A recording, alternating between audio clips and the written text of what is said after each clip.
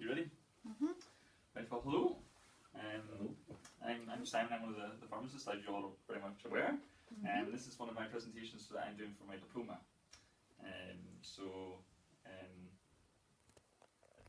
This presentation is about generalized anxiety disorder. And so we're going to have a look at a bit of background of generalized anxiety disorder. So we're going to look at the prevalence, so the presentation and diagnosis and treatment of it. And then we're going to focus then on the kind of roles of different members of the team, and kind of what they do in regards to treating these patients with these conditions. So, does anybody have any idea, before I actually give you the answers, you can probably look at your handouts and try not to cheat. Have we not got one? No. Just take it up there. Oh yeah. Well, that's another one. This one here.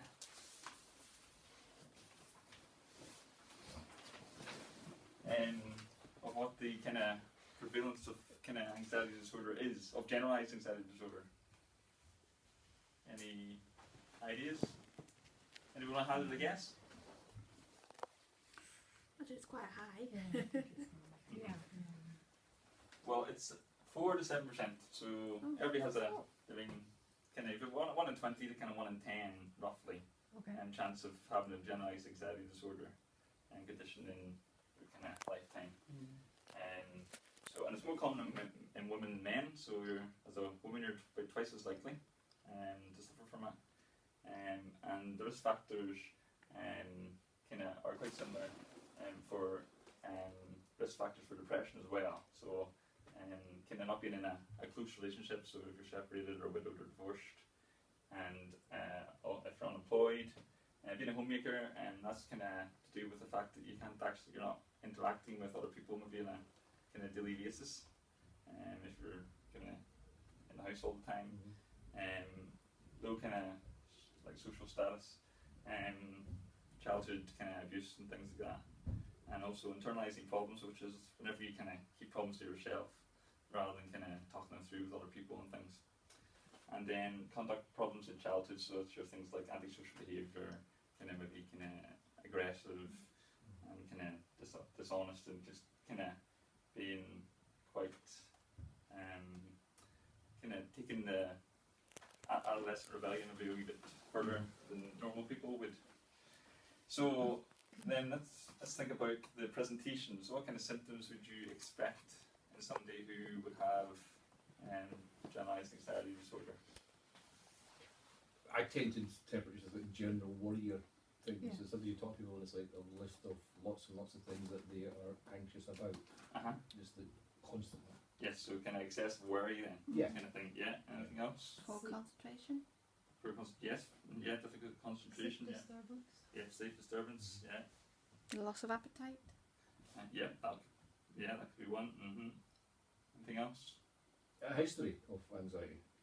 Yeah. Yeah, That would be a risk factor. Yeah. Probably kind of thing. So yeah, I've got a few of the ones you've said there, and a few extra ones. So kind of excessive worry, as you mentioned, kind of just being restless, kind of constantly having to feel as if you have to go and do something, because you feel maybe if you aren't doing something, something's kind of bad's going to happen. Insomnia, so sleep disturbance, as you said, and then you've got your physical kind of symptoms there. You're feeling kind of tense, and which is kind of maybe to do with the restlessness a wee bit as well, and also kind of maybe feeling a bit kind of as if your heart's going to like pumping 90 to the dozen kind of thing. And then also because you are so tense and kind of constantly feeling as if you're restless and using up a lot of energy, then you get easily fatigued, which again can lead to you're not going to be in the best of kind of frames of mind to deal with things, and so you might kind of snap at people and be a bit irritable. And then also another kind of physical ones like nervousness and sweating, so just kind of, and then somebody said kind of lack of concentration.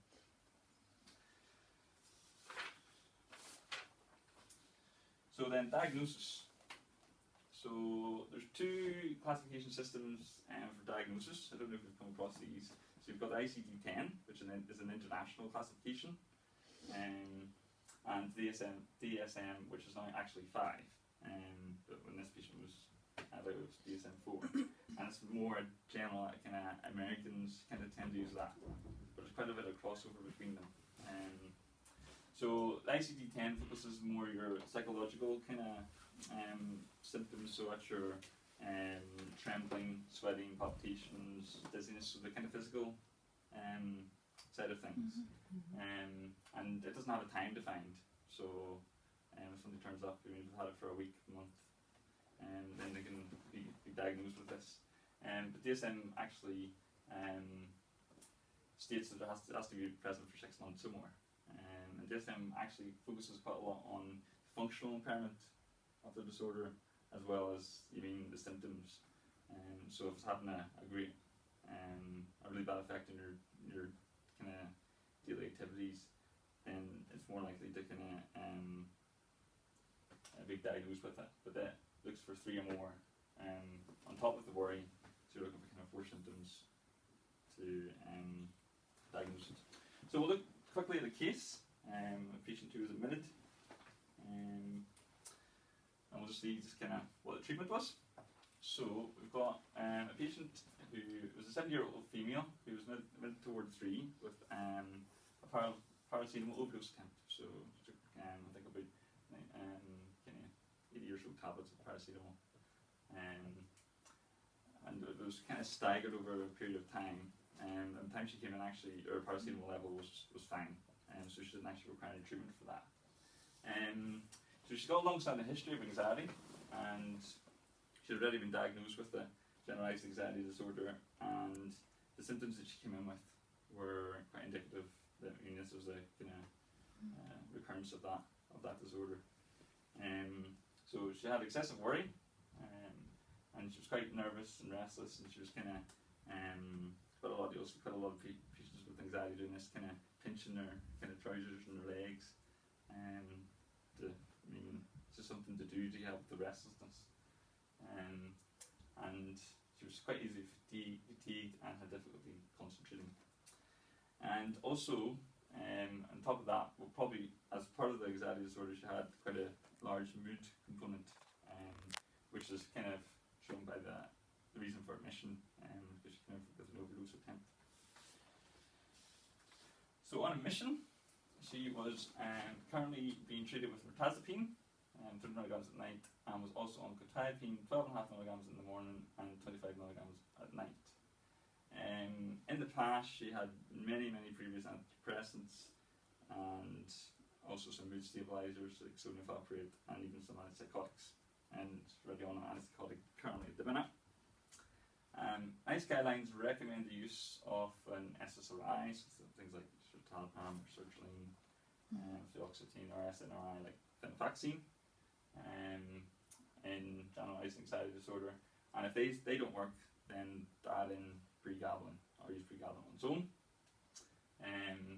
And then they also recommend, they make specific recommendations that antipsychotics shouldn't be used.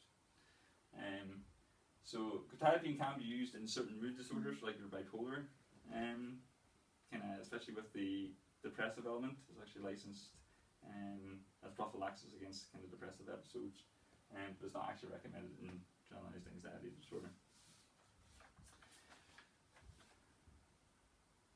So what the treatment changes we made while she was in here, the decision was made to taper down to quetiapine and stop because it's not a recommended treatment in generalized anxiety disorder, and then to add in pregabalin, which is recommended in the guidelines, and to titrate that up slowly.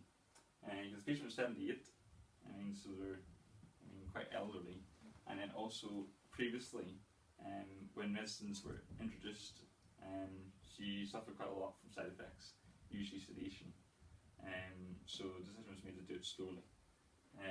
So the quetiapine, we tapered it down quite slowly as well. So initially we reduced it to 12.5 milligrams twice a day, and then after a week it was then to come out after she was discharged from hospital.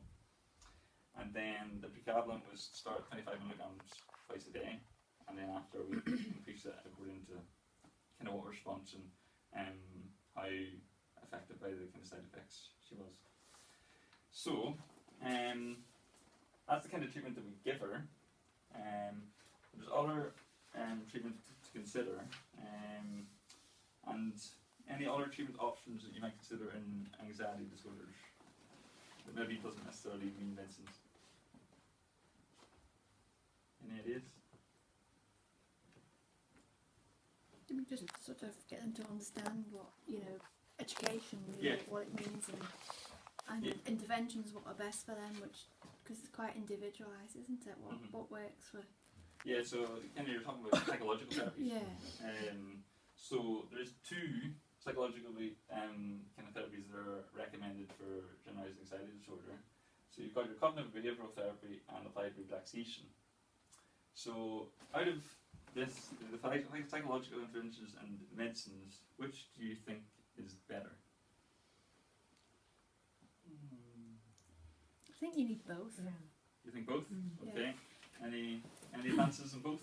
I'll go CBT then. Yeah. Okay. Uh-huh. I'd like As long them. as they're properly Administered. yeah, Mhm. yeah. Yeah.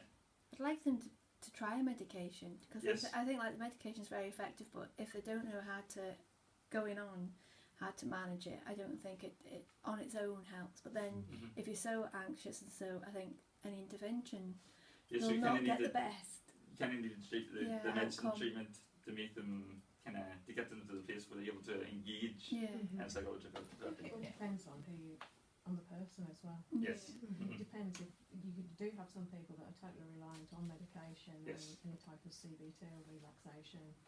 They find very, very difficult. Yes. To Mhm. engage with. And that is actually pretty much the answer. We don't actually know which is better. Mhm. Because as you say, for some people it'll work better, the psychological therapy will work better for them, or some people will rely on the medication. And the studies that are done show, conflicting results. So some of the studies will show the CBT is more effective than the medicines, and vice versa. And it's not really clear. There's not really enough studies done combining the two to see if they have an additive effect, or Mhm. if adding one in doesn't make much difference. So that's kind of, maybe further down the line, that picture will hopefully become a bit clearer as more kind of research is done into these areas. So that kind of brings to close the kind of case study part of this presentation. So now I'm just going to focus on the roles of different members of the team. So you feel free to add in any suggestions you have here. So I think I've covered most of the kind of things that you used to and other members of staff do. But if you have any ideas, I'm more than open to shout them out and let me know. So, got to do this bit actually. So before we go on to that, looking at this patient, there was no actual psychologist in post at the time that they were admitted, so it wasn't possible to do any interventions of that kind. But usually a decision would be made with the patient to decide what they wanted to go for and what they were happier with. And then it would just be reviewed on a continuous basis to see what response was. So, going on to the functions of the team. So we have the ward staff, so they kind of give the medicines to the patient just according to the Cardex, and they also assess the response and feed that back to the psychiatrist and obviously you guys when you come to see the patient, and kind of support the patient just in trying to encourage them to maybe apply some basic kind of CBT kind of techniques and relaxation techniques that we have there.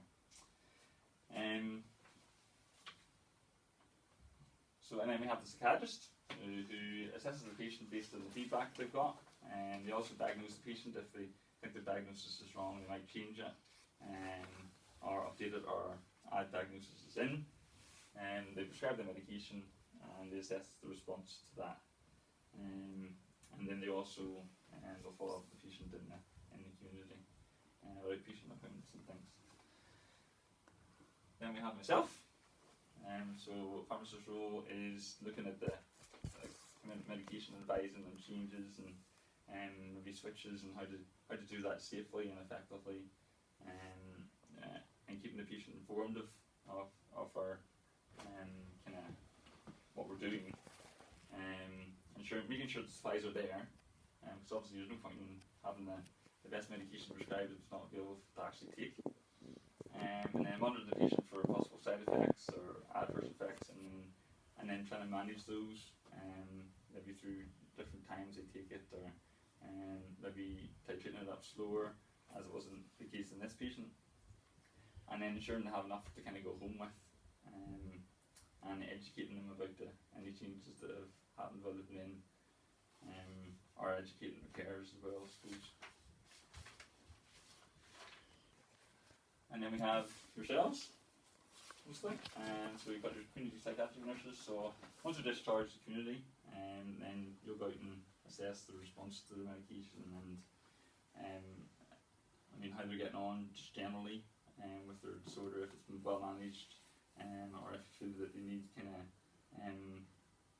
reviewed by a psychiatrist, or maybe refer them into that, and maybe supporting them to kind of make some of these kind of decisions that will help them in their recovery. And then we have the psychologist, who will assess the patient for the appropriateness of an actual intervention, and then kind of make up a plan for the intervention they feel would be appropriate for them, if that's therapy or counselling, or even just maybe a one-off kind of appointment for some advice, and then also then bringing in the families and carers into that, and supporting them to make those and help the patient make those correct decisions. So I've got a quick quiz to see if you're paying attention. So it's only 3 questions, so I don't think it'll be too difficult. So men are more likely to experience generalized anxiety disorder. Is that true or false? Oh, False. False, yes. So women are twice as likely to surprising, experience that. actually. Oh, do you remember that? No, I'm surprised. Goes very back. Surprised, yeah. Well, there is also the school of thought that maybe women are actually more open to going and seeing somebody about it, whereas men maybe kind of will kind of try and hide it. So there's that main side of the coin as well. So 4 symptoms of generalized anxiety disorder. Restlessness. Pardon? Restlessness. Restlessness, yes, 1. Quite. Don't be cheating. Sleep disturbance.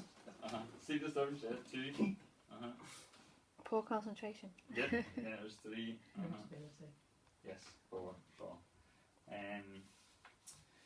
So that's this one done. So any questions you have for me? Feel free to.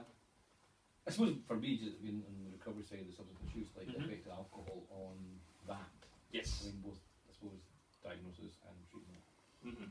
It's just going to make it even. Oh, it's just going to make it harder. It complicates the picture, It's isn't it? really fun. Yeah, it's just like depression, isn't it? Until you get the alcohol out of the system, and see then what's it's gonna, yeah. Mm-hmm. I mean, because actually back in, I don't know how many years ago, many years ago, alcohol was used as a treatment for anxiety. Until they found out actually, hold on a minute. It probably still is for most men, but that's Yes, no, maybe that's why the kind of, so, I mean, benzodiazepines is a thing they used to use as well, in a similar way, but it doesn't deal directly with the problem, it just kind of covers it up, and eventually it'll come back to the surface again. So, any other questions? No. Okay, look. Thank Very much. Thank you. Thank you. Stop doing that. So what's the medication you give people with? What medication? Yeah. What was the one you gave? Oh, the Mirtazapine. Mirtazapine. Yes, Yeah, that's and Mirtazapine. the Mirtazapine. And kind of introduced the regathering and so. I think I have a good reason. Why is it still going? I was going to pause that for a minute for you. Stop 5 it. minutes still. I would stop it. I just. 6. Okay.